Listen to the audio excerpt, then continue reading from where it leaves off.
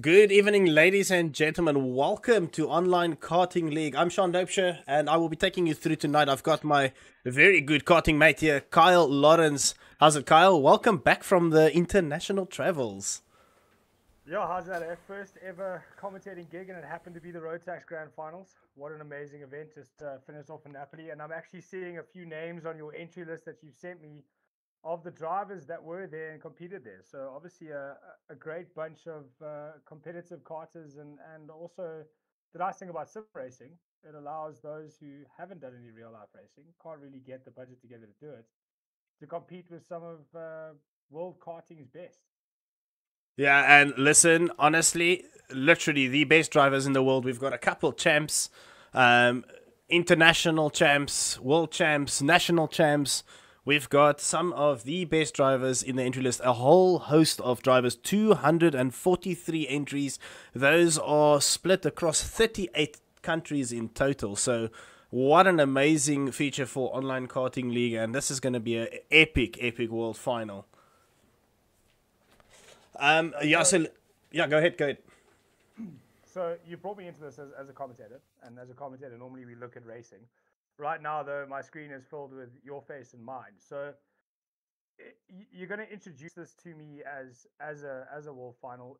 Explain it to me in terms of how it's going to work as heat races. Are there pre-qualifiers? Do we have to go into a pre-final, then a final? Stewards, COCs. What is it that makes this different or similar to real world stuff? Yeah, look, so the past couple weeks, so 14 days since Friday, the 1st of November, when we booted up the first server, everybody had to do a prerequisite of 100 laps. That is to gain access to their super license. So I can tell you, a lot of the drivers already had their 100 laps by the end of the first day, first night actually. So we've got, I believe, and I don't have the official result because there's still drivers on the track and there's some pending result sheets. But we have well over 100. I think we're at 120, 130, maybe even more super licensed drivers already, which means we can have, or we are going to have, the qualifiers. So the qualifiers will be starting this Monday, and I'll bring up the format sheet for us in just a second. Let our faces disappear for a moment.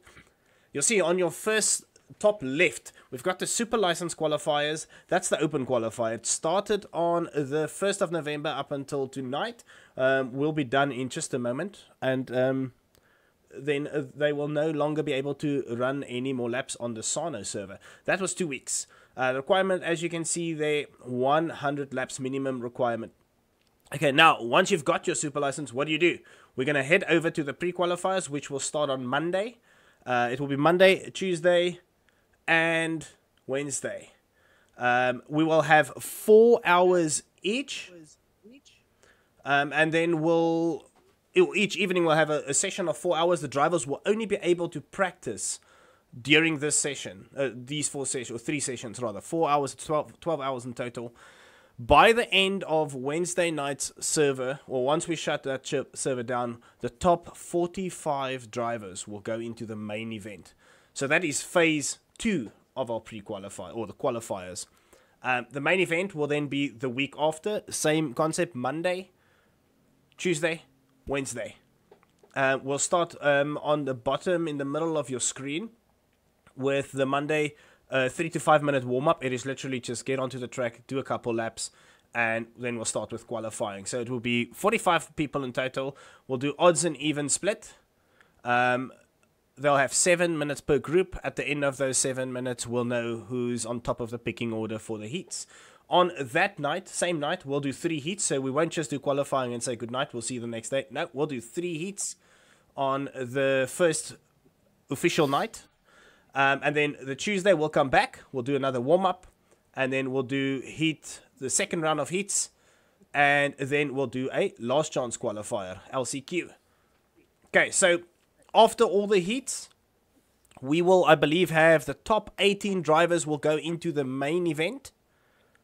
And then the last chance qualifiers will, as far as I believe, and that's the format given to us by our race director, will then give us the next 8, or the final 8. They will unfortunately all start at the back of the pack, regardless of what happens in the heats. The guys coming through the last chance qualifiers, they will start at the back. Okay, then into our main event, which will be the Wednesday. We'll start the evening off with a junior final. There's only, I think there's about 22 or 23 juniors. So they will just straight up do a qualifying session. They will do a pre-final and a final. And then we'll have a OKL Mini 60 World Champion. We weren't going to run a mini event, but there was just too many juniors for us to say, you need to drive with the seniors. There's a bunch of youngsters in there, so we thought, why not? Let's do it. All right, after that, we'll go straight into the big boys. And that will be the seniors final. Superheat of 12 laps plus 1, as you can see there. That means there's a rolling start. And then we'll do a 18 lap, no, sorry, not a, yeah, 18 lap plus 1 final. And, you know, at the end of that event, we'll have a world champion. So, yeah, that's the format explained. So basically, after all of this, after all the work, after 12 hours of practice, after multiple 7-minute warm-ups, multiple 10-minute qualifiers, and all of that, at the end of 18 laps, whoever crosses that last lap's finish line as the leader becomes our OKL and our first OKL parting league world champion. Yeah, well, technically the second. We had one last year. You missed it, Kyle. Unfortunately, you missed it. So the defending champ will be Alphonse Kiwi, who I believe also managed to win the SKM World Championships last night.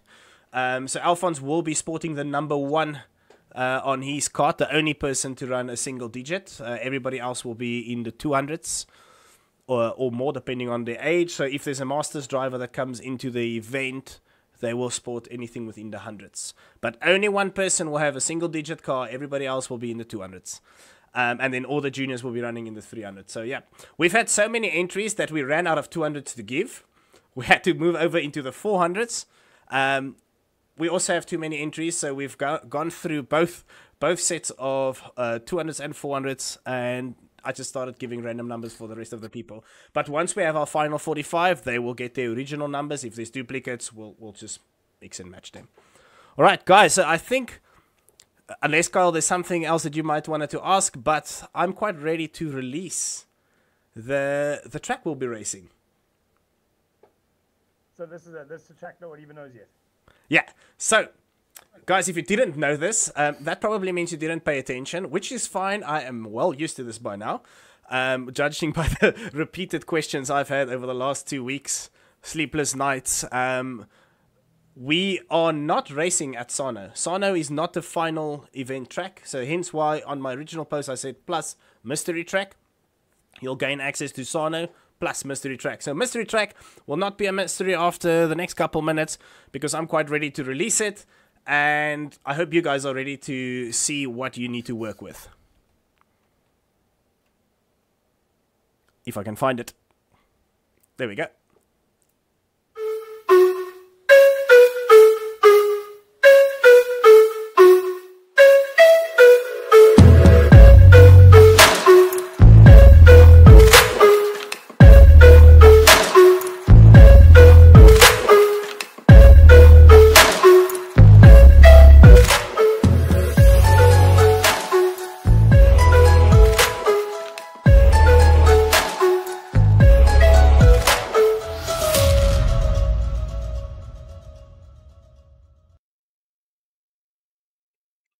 All right, ladies and gentlemen, that is Genk. Yes, you guys definitely know that track. It is all the original ones in KRP. It is not KRP's version.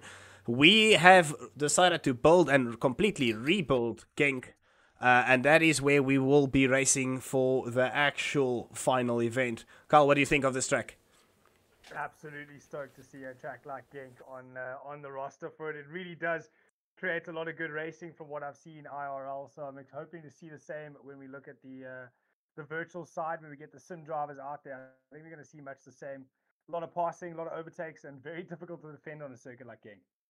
Yeah, that's for sure. And just based off my initial experience on Genk, especially the version we've got, there is some nice corner camber. It isn't in the original version of KRP, unfortunately, but in the one we have, we've got the data. Very, very accurate data, and the track has nice corner camber. So into the first corner, I've already checked it out. there's going to be chaos. We know this. Rolling starts into the first corner. The boys are going to have to try and behave. We'll see if they can. That remains to be seen, but they'll have a lot of heats to go through. They'll have 12 hours of practice. And guys, there's also an important thing. You've got 12 hours to perfect your setup. It's not just, oh, you can just come, I'm on top 45, I log off. No, you won't get to practice on this track again up until we get into the final days.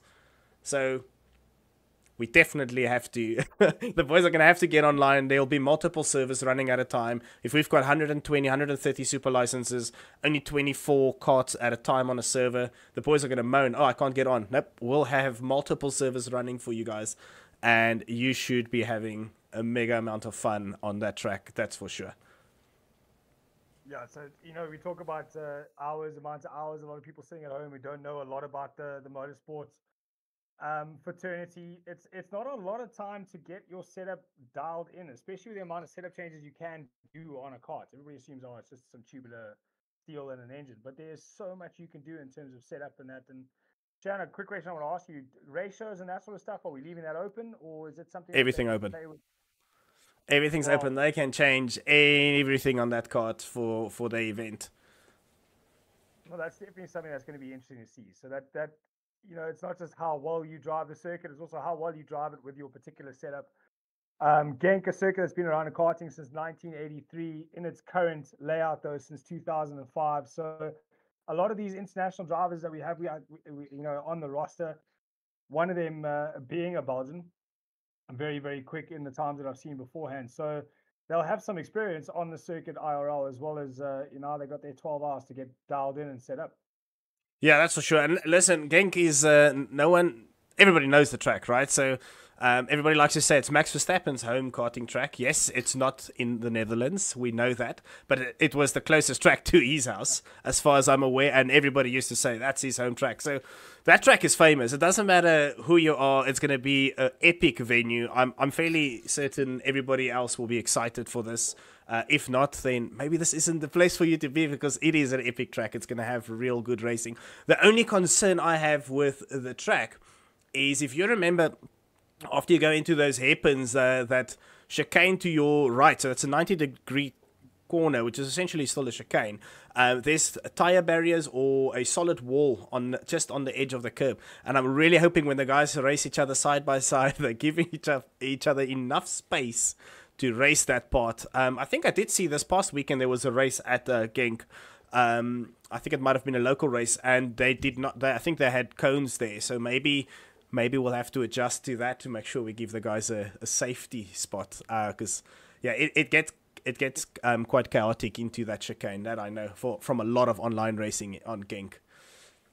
Yeah, if you decided you're not pulling out of the move before you get in there, you got no other place to go but a solid tire barrier, so that's not really going to end well for that on the outside. So, but again, last sector, last corner, we all know in many or all final, it comes down to that last corner and how you defend it and how you set it up.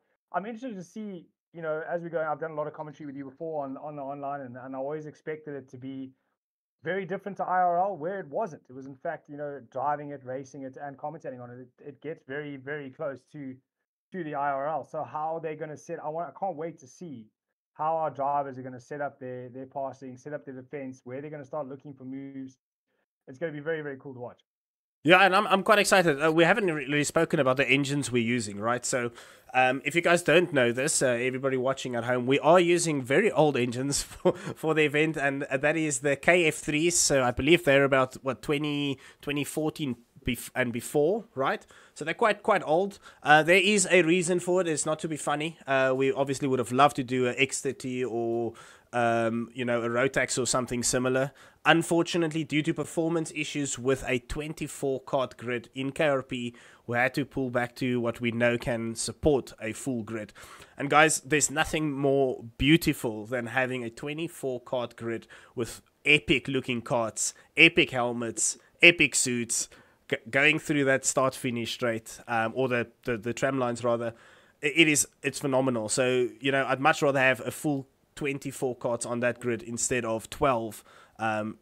So yeah, the guys that's been practicing, they know what these karts will do. They know what to expect. They are very understeery. They just slide. So there's a lot of setup work that needs to be put into those carts.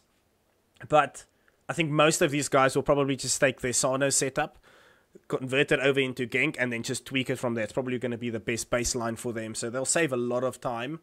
I think the tracks are fairly similar. They in some sense because they're flat. Sano, I think we had it on a stream the other day. Sano, it's got 2.48 meters worth of elevation. That's pretty much flat. You know, there's not a lot of elevation on a track like that. And I believe Genk is fairly similar. It is very, very flat. So unlike what we have in South Africa, Carl, we've got some roller coasters. I think the European scene generally runs the tracks very, very, very flat. Yeah, you know, you speak of roller coasters, is where I am right now. You can see behind me, it's a hotel room and not my bedroom. It's because I'm here in Pietermaritzburg to race at the roller coaster we call it Doobie. But European circuits, you know, historically have always been rather flat, very, very few undulations, but also flat, long and fast, you know, with kind of an add of a technical sector here and there. The new circuit at Sano that we used, you know, in the 2 weeks ago, I was lucky enough, fortunate enough to drive it on the Sunday after the grand finals. And you know, that fast, sweeping, flowing sort of everything kind of tightens up on itself. It really does make for a difficult, good lap. You've got to be so careful not to go into anything too fast because it does look like you can go in a lot faster than you think you can because of the length of the circuit. You were talking now performance-wise. When you said performance on the engine, I'm assuming it's not performance in terms of the actual performance of the engine in the game, more along the lines of 24 carts on the grid takes a lot of performance from your PC, especially when you're adding custom suits, custom skins, custom helmets. We all want everybody to have their individuality. We all want them to show off who they are.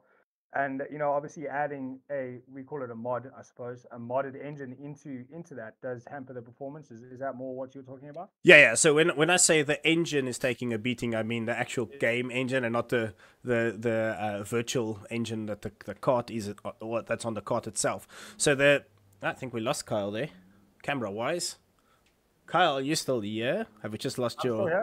Okay, we just lost your camera there for a moment. Had enough. Let's see if we can get you. I am in a hotel room, so, you know, the Wi-Fi not exactly ideal. I will be back home, though, for the races. Yeah. But, for this weekend, no problem. We got you. We got you back. All right. So what I mean is the KRP, the game itself is struggling with the heavy, high detailed modded engine that is put into the game. So if we use the Rotax, for example, which we have used in OKL this year, it is a very high detailed model, which is great. But then it comes with its own, you know, downside, and that is if we see 20 or 16 plus cards on a grid running those Rotax engines, it just becomes a bit of a nightmare for us to. Well, the guys with the FPS, they're dropping frames like crazy. You can't race. It almost seems like you're racing in a PowerPoint presentation. So unfortunately, if you want to use those engines, you're going to have to dial down the quality of the model by quite a lot just for us to be able to race on it. So that's a downside. So we're using the KF because we know the KF3, the model is low quality. We'll say low quality. And at least then we can race with a lot of carts on the track. So yeah, I'm excited though. Genk, that last corner is going to be crazy. I think there's about 6-7 different lines you can take around there and get a good exit depending on how you want to go about it. It's going to be a nightmare to defend through that last corner. The last couple corners, I think. Yeah, I'm super excited for Genk. I've driven, I think back when I started like a sim kart, I think back in R Factor 1 days, Genk was on there. You know, so that's my first experience. I've always known Genk and PFI is the two tracks I've always known. So it's exciting times, and I think it's going to be cool to see a good new Genk. And then yeah, that's about it really. Maybe let's quickly I'll just bring up what comes up after the Worlds. If anybody's interested, we are in... Oh, actually, hold on. We missed someone. We didn't talk about who's around. You asked the question, but I never answered it. So we have admin-wise, we've got a big team for the event. So we're going to try and make sure we have the fairest possible outcome on each incident. We're going to make sure that there's no form of cheating. We have managed to establish that there has been ways we've managed to replicate it, and we have escalated this to the developer to resolve before the actual main event. So hopefully we won't see any of that anymore. But we've got a race director in the form of Scotty Briscoe. He is currently, I believe, in the WSK setup. So he's going to be karting for the next 2 weekends, but he is around for the actual main event, which is where it matters. Then we've got a COC, Kyle van Rooyen. He's a South African guy. We've got 10 or 12 admins, stewards, for the event. So what we are doing with our stewards, we are literally placing them pretty much in between 2 corners, and they're just monitoring that section. That's all they do. They note down, and then the rest of the admins, they just review. The stewards will just review as we go along. So we're going to try and make this as smooth as possible. The transition between heats will be hopefully within 5-6 minutes. We'll jump off the one server, we'll go on to the next one. The grid would already be defined. Penalties would already have been given out. And we move on. The only thing where we'll probably have a slight delay is the actual final, because that will be 18 laps. So there's a lot of laps, a lot of action, a very full pack, and everybody will be very close. So yeah, that should be something like 12 to 14 admins. That's including the COC and the race director. We're trying to do this as professional as possible, and we're trying to replicate the real world as much as possible. I think we might have gone overboard with the amount of stewards we have available for the day, but that's to make sure we give everybody a fair chance. And then, yeah, it will be myself and Kyle. I'll be stepping away from the back end side for the event. I am just going to be on the desk with Kyle. The two of us are hopefully going to entertain you guys for the next, couple of weeks. And yeah, hopefully you guys have a lot of fun with this. Yeah, fantastic. I'm super stoked. I cannot wait to get some racing going. Before we log off, though, I do want to go through some of the YouTube chat, give a shout out to some of the guys that are online right now watching us. Shan, you've got a couple of comments coming your way. Looking like a disco ball there with your lights around your ears. So maybe that tape can work there. I don't know. Or maybe it's part of your style. We'll go with that. But Alessandro Serenetto, Shan is my celebrity crush. Serenity. Hey, So, fun fact, Serenity was the only international person to win OKL Africa. He's the guy that took it away from Troy. So, yeah, he's definitely a celebrity. So a lot of support here on the YouTube channel. Obviously, the chats will be open during the event, and we will do our best to have a look. So if you do want to give a shout out and send some love through there, please do so during the next few live streams. But other than that, Shan, thank you so much for having me on board, and I am super excited to get some racing started. Yeah, same. Look, my lights are gone. Disco ball's gone. No, I'm super excited. This is going to be fun. There's, like I said, there's some big names. Hopefully we see some of the South Africans represent, because they've been part of OKL, a lot of them from the start. And we really hope to see them come, on board and race against the epic European drivers, because there's truly some big names. There's guys that's part of factory teams, and some of them's part of the, in Formula 4 and stuff like that. So it's going to be a big task for the South African guys to come on board and get used to driving on a higher ping, because remember, we are racing in Europe, in a European scene. So our server is hosted in Europe for the Worlds, which means all the local boys need to go up with the higher ping, and they need to be able to adjust to that. But I don't think it will be the end of the world. I know all of these guys are good. It's going to be epic, and we will see you guys in a couple of weeks. I might personally do a stream the last night of the top 45 qualifiers. I might just bring them up, just have a quick chat about what's happening, and then, yeah, that's it. I lost Kyle there again on his camera. I am still here in audio, though. That's okay. All right, guys. All right, so if you missed that, we are racing at Genk. The track will be released Sunday, so get your app ready. Do not try and download the updates beforehand, because it won't be released up until I say so, and you won't be able to practice on the track up until the Monday evening when the server is online. All right, guys, that's it from my side. I'm very excited to see you guys in the next couple of weeks to enjoy this journey. And then, hopefully we'll make this one big, and then an even bigger 2025. Closing thoughts from your side, Carl? that would be all, Shan. I'm actually just, like I said to you before, I can't wait to get back and get, watching on circuit and seeing what the guys are up to. And I'm looking forward to another world final I get to commentate on. Yeah, epic. All right, guys, let's quickly give you the track for the last time, and then we'll close it out. Thank you so much.